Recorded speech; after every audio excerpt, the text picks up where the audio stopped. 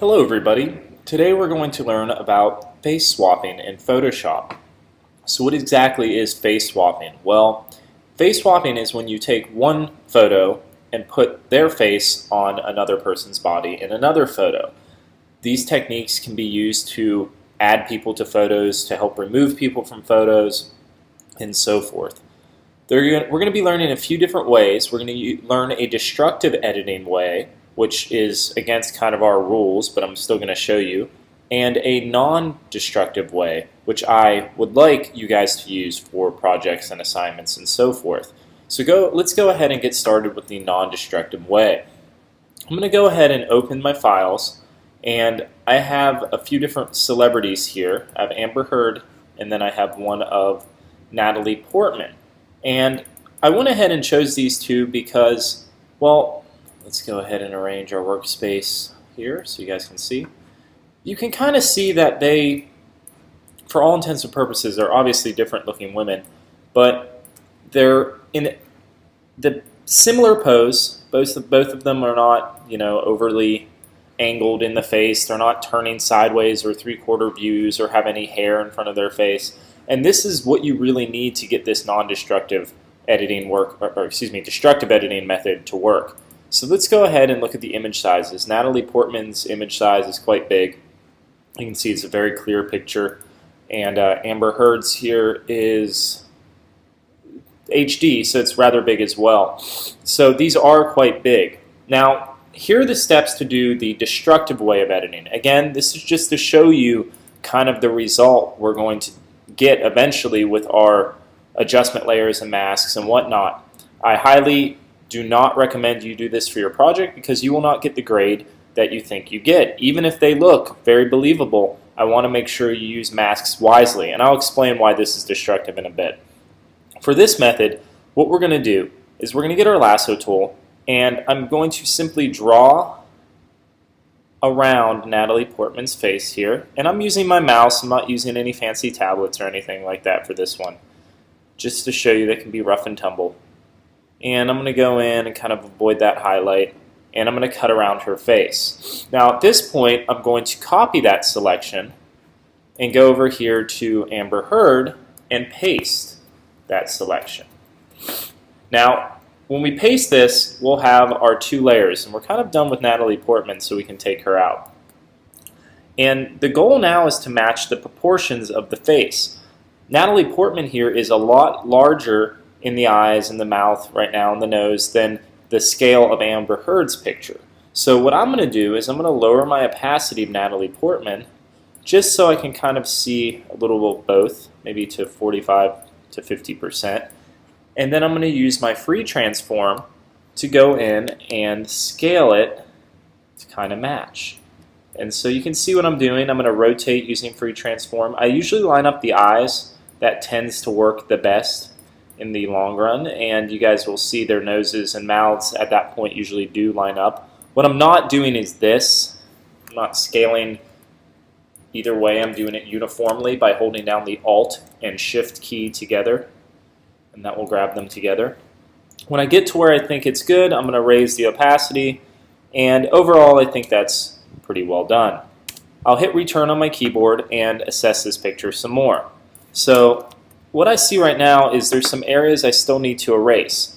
Now, we have already broken a rule of our class here because we are destructively editing this photo. And the sad part about that and why this is destructive is if you look at the cutout of Natalie Portman's face, once I erase it, I can't get it back. Now, some of you are saying, well, what about your history brush or your Command, Alt-Z? Well, that's great, but what if, for some reason, I open Photoshop up again or close Photoshop down?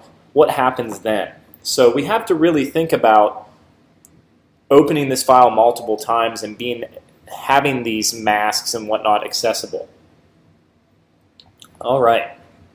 So what we're going to need for this technique is one very harshly cut out picture, and then secondly, we're going to need a background copy. So I'm going to go ahead and make a group and call this BG copy. And I'm going to unlock Amber Heard here. Oops, without deleting her layer. There we go. Command J to make a new layer, and I'll have this one in there. You can hide that. And now we have a backup of Amber Heard, and we have Amber, then we'll call her Nat. And this is the next step. So I'm going to select my layer by holding my Command key on a Mac or Control key on a PC and clicking down. Once that's selected, then I'm going to navigate to the Amber layer, and I'm going to do Select Inverse, and that will inverse the selection. Now you must be highlighted on the original body layer here, not just the face layer. And I'm going to do Select, Modify, Expand the selection. And I'm going to expand this about 5 to 6 pixels. And that's going to bring it in. Then I run and select Inverse once more and simply hit the Delete key. Again, what this will give us is an effect, and I'll hit Select, Deselect here, will give us an effect like this. Okay, very, very destructive. Again, this is a way that I do not like to do because I have very little change I can do to this, and rather than, yes, this effect will be really cool hopefully for you guys in the end, but if somebody asks you, oh, can you add this or can you add that, you kind of have to go through all these steps again, and it's a pain in the butt. So what I'm going to do is, now that I have these two layers selected, I'm going to highlight them both using the Shift key, and I'm going to use a function under Edit, and it's called Auto Blend Layers. I will click Auto Blend Layers, and I'm going to select some options here, Panorama, and then Seamless Tones and Colors. Auto Blend Layers is essentially for panoramic photos, and it's to stitch them together or to mix specific images that you can grab the best details out of each one. What we're going to do is we're going to hopefully mix these two faces. So I'm going to go ahead and hit OK. It's going to run through, and what you can see, what it does is it blends seamlessly the faces together. Now the hole is still there, but it color corrects it for me. It grabs the color of the photo. Now, this is a quite impressive result here, considering we went from this method to that method. And you can see the faces didn't line up as well as they probably should have. But these masks, and you're probably thinking, oh, those are non-destructive. You have masks. Well, the masks are still of, again, the cutouts. So these aren't exactly, I can't just erase and reveal the rest of Natalie Portman's face if I wanted to get more of her chin in there or whatnot. So I have to be very, very careful of that.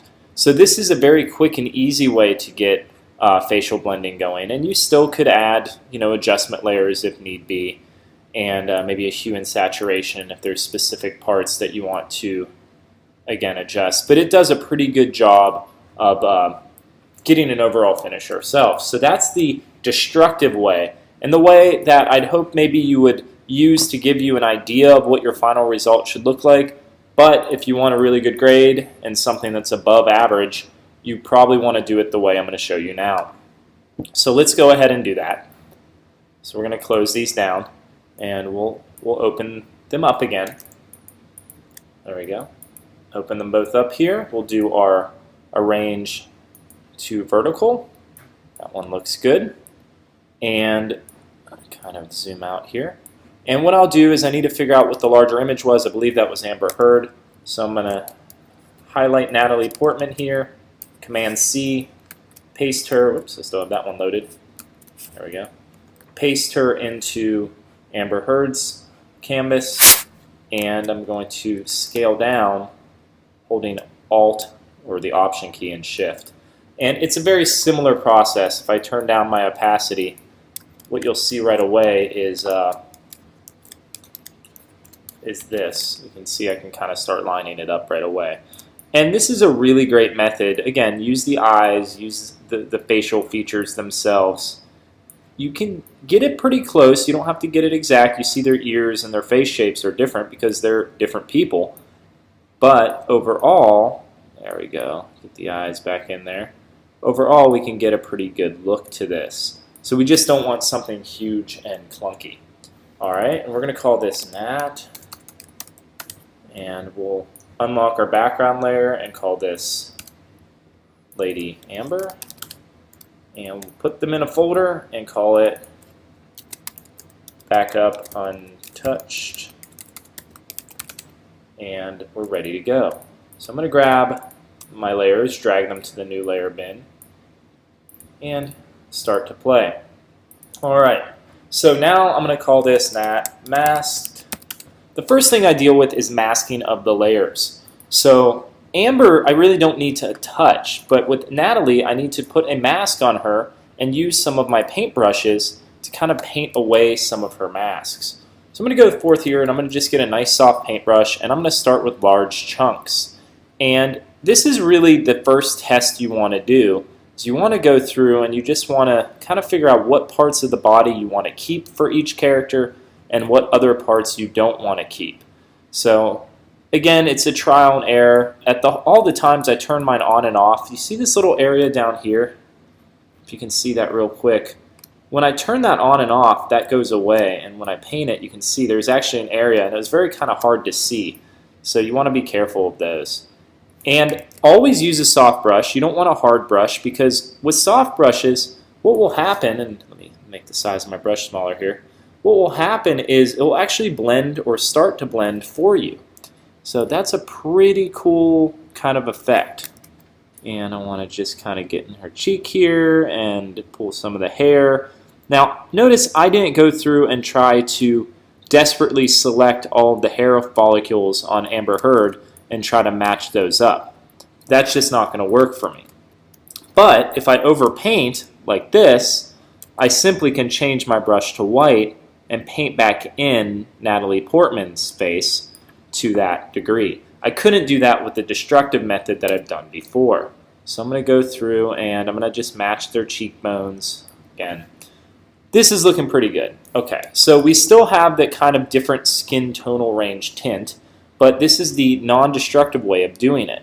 So now I want to mess with the overall skin tone. So for this, what I'll do, and you have a few options, but I'm going to go ahead and I'm going to start by doing a hue and saturation, and I'm going to make it a clipping mask. If I don't do a clipping mask, it affects the whole image. If I do a clipping mask, it just affects the layer beneath it. So that's very, very helpful and very clean.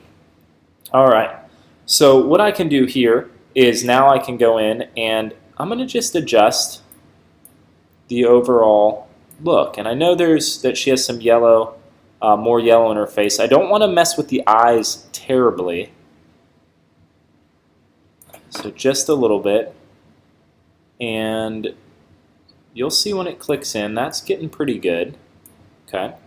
And when you get it somewhere you like, don't be afraid to use the mask. Again, if you want to paint this mask in, if you want to pull some of the yellow in or kind of deal with the cheekbones in here and pull some of the color into there, please feel free to do so. Just paint your mask and that will push or pull your other elements. I'm going to use a softer brush now. If we look at my mask, using a softer brush will give me a gray. That will help actually blend the items in further. So I'm going to go in and kind of gray out some areas. And notice I didn't just keep Natalie's eyes. It wasn't just like her two eyes and her lips and that's all I kept. I brought the majority of her face in here. So at any point we can go in and add to these and blend a little bit more. And what we get is a very similar result. Now in areas such as this, where you may be noticing, well, that's not really working so much, what we may need to do is color correct that individually. So let me show you what I would do there. I'm going to do another adjustment layer. Maybe this time I'll use a curves. And I'll make it a clipping mask. And I'm going to fill, edit fill, or in this case I'm going to use Command Delete. And I'm going to fill my mask with black. Then I'm going to get a white paintbrush and paint specifically right here. And I kept it at 20% because I want to show you what this will do. Okay. And I actually filled the wrong mask there. There we go. Let's fill this mask. There we go. And I'm going to paint that one with white. Wonderful. Alright. So, now that I have that mask, I'm going to click in my adjustment layer, and you can see where I painted. Do you notice how it's adjusting just where I'm painting? Let's look at my mask. If we zoom out here, just on the temple, so to speak, and that adjusts just that area. And this is a great way to add selective color or take away selective color. Now in this case it's a little pale, so I'm going to see if maybe adding some red will do it. That helps a little bit. Maybe playing with some green. There we go. Maybe some blue. There it is. So I can push that away a little bit. Again, before and after, you can see it's going away rather well. And I could do that elsewhere too. If I wanted to paint in some areas where I feel like her cheeks or whatnot aren't blending as well, I would just go through and paint that with a low opacity brush. And that would kind of take it back a little bit. And you can see, there we go. Now I'm looking at the overall scale of her head, and I notice other things as well. I notice the texture doesn't really match up if I get real close. That would be something I would want to deal with separately. That can be done with a variety of things. You could actually clone tool some texture on top, which I'll show you in a couple seconds here. Let's go ahead and do that. Let's make a new folder, and we'll call this, let's call this match. So you see my organization. There's no way there's more than 2 layers. I have 2 layers just in my backup. And then I have 1, 2, 3, 4. I have 4 layers in general in the matching. I have 3 masks in there, all non-destructive, all that I could edit back in. So again, when I say edit back in, I just simply mean the following. If I wanted to add Natalie Portman's forehead here, I would just get my mask. And I couldn't do this on the other method. And let's see, we'll paint with white. And I could start to bring back some of her skin tone. Now I'm painting at a low opacity. If I painted this at 100%, it would totally bring her skin in. You can see there's her head and all that fun stuff. But I'm going to keep it very low, and I'm going to just kind of blend and mix some areas together. And that's a really good kind of method to kind of help combine different areas. Again, and I see some areas here where I need to push that back a little bit, and then maybe go to a lower opacity and help blend the lines. It's all about blending those lines in. Not too bad. Okay, so once I have the match, I'm going to do a mega flatten, Command Alt Shift E, and I'm going to call this mega. And I'm going to take this mega flatten, and I'm going to do a layer above it, and I'm going to make that layer white. So I did Command Delete, which because it's my back color here. And I'm going to play with a little bit of noise. Now, I have a lot of options here. If I go to my filter gallery, a lot of you may notice we have colored pencil brushes and film grain, all that fun stuff. And that's all fine and dandy, but you may have noticed that the film grain brush, especially, not the brush I should say, but the filter can be kind of nice. Because if I go ahead and, again, let's zoom in, let's see, you guys probably can't see this. I just want this subtle noise here. You know, I could go and change this to other shapes, but I'm kind of digging this. I just want a little bit of noise that masks, again, the area. Now, yeah, I'm masking it because I have a white layer, and I'm going to call this grain. But if I change this to multiply, what happens is the following. It just gives me a flow, and if I zoom in, you guys can probably see it right here on our forehead. It kind of ties everything in together. It kind of gives it that pixely, but not overly pixely noise grain filter. That helps as well. The other little tip that I suggest for everybody, one of my favorite filters, and what we can do again is we can do that below on the mega filter, is the photo filter. The photo filter is really awesome because you can change the overall warmth or coolness of a picture. Now that doesn't really work with the coolness. I kind of liked it pretty warm. So I'm going to do my warming filter here, where I'm going to pick a color and I'm going to kind of tie it in that way as well. And if you notice, it's so subtle you may not even see it on the video, but it's there. It's going back and forth. And if I go to something like green, you guys will see. Turn up the green there. See the difference? It kind of unifies it in one color. Again, I'm kind of digging the warm filter. Preserved luminosity keeps the lighting of everything, and so forth. And then we have ourselves a nice image. Now I can turn down the opacity of that, but it just gives it an overall look. And when I'm totally said and done, again, I can group this one more time, and I can call this Finish. add that to my finished group. Maybe even do another mega flatten, and we'll call this color. And maybe do a final color correct, and that's how we'll finish it up. So you guys can see non-destructive really aids us in our mixing and matching of areas. Now, this whole time I've chosen two different pictures mainly because the pictures had consistency and lighting. You may have a picture where you have to match the shadows and highlights, you have to put in dodge and burn, and that's very important too. Now I have a whole nother tutorial on shadows and highlights that will give you an idea on how to do that. Look at our finish there, that just kind of bumps it up a little bit. Overall though, not too bad. So hopefully you guys have learned how to organize your files, how to use non-destructive editing, though the destructive way really helps and could be the way to go. For quickness and speed, we want to learn how to match these ourselves in case we don't have the luxury of those auto blend layers. So hopefully you've enjoyed this and you've learned something new in Photoshop, and I will see you guys next time for the next video.